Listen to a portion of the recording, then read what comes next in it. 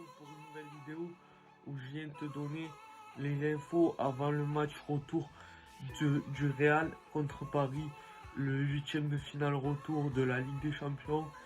Je viens de te donner des infos que j'ai eues d'aujourd'hui à 24 heures du match d'important. Voilà, avant de commencer cette vidéo, je tiens à souhaiter une très bonne fête à toutes les femmes. À toutes les femmes. Voilà, comme je vous l'ai dit, on se retrouve pour une vidéo où je dis tous les infos qu'il ne faut pas louper pour le huitième de finale retour de Ligue des Champions qui va opposer le Real Madrid de Ancelotti au PSG de Mauricio Pochettino.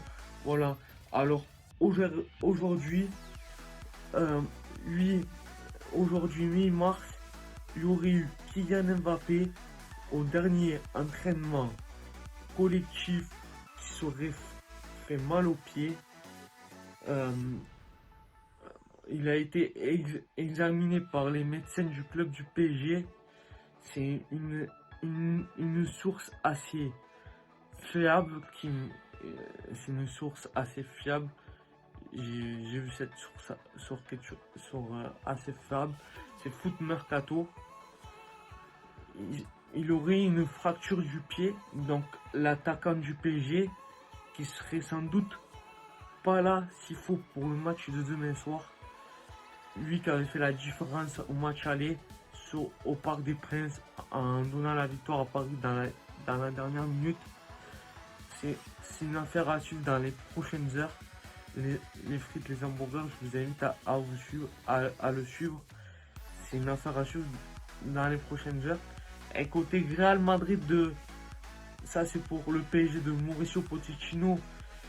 Et côté Real Madrid, il n'y aura pas Edouard Mendy et Casemiro.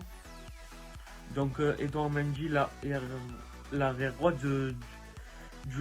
l'arrière gauche du Real, va être remplacé par Marcelo. Et Casemiro, leur milieu de terrain phare.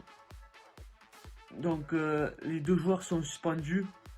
Les deux joueurs sont suspendus. Après, si le Real passe ce tour, ils pourront revenir de suspension. Du moins, je l'espère pour eux. Ça va être pour vous dire un peu les enjeux de cette rencontre. D'un côté, on aura un Real Madrid qui sera revanchard du match aller, qui n'a pas montré son vrai visage par rapport au Real Madrid qu'on a l'habitude de voir en championnat et qui a gagné au match ce week-end en championnat, en Liga, face à la Real Sociedad qui s'est fait peur en première mi-temps, mais après qui a rassuré, qui a gagné 4-1. Et on a d'un côté le PSG de Mauricio Pochettino qui a perdu ce week-end face à Nice 1-0 et qui n'avait pas Kylian Mbappé dans ses rangs et qui a joué avec Messi, Neymar et Di Maria.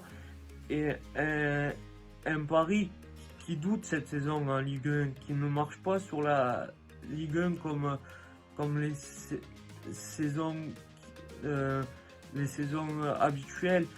Donc ça va être un match avec de l'enjeu à tous les étages, parce que Mauricio Pochettino qui joue sa place à Paris, d'un autre côté Ancelotti qui veut continuer en Ligue des Champions, et d'un autre côté on a un Kylian Mbappé qui n'a pas dit où il allait la saison prochaine. Donc si Paris perd, je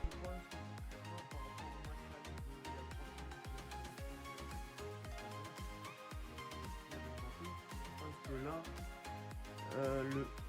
ça va pas être la même chose, parce qu'on va avoir le Real Madrid qui va être revanchard et le PSG qui l'a emporté au match aller. Donc on aura un PSG qui voudra confirmer, ça c'est certain. Donc ça va être un choc à tous les étages. Et j'ai envie de dire, malheur aux perdants. Dites-moi en commentaire ce que vous en pensez. Mais moi je pense que concrètement, on a le Real qui joue à domicile.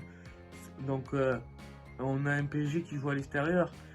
Donc, et on a, malgré l'absence côté madrilène de Casimiro et de Mendy, c'est vrai qu'on n'a pas, comment dire ça, c'est deux joueurs, on va dire, actuellement titulaires au Real, mais bon, je pense pas que ça leur poser problème.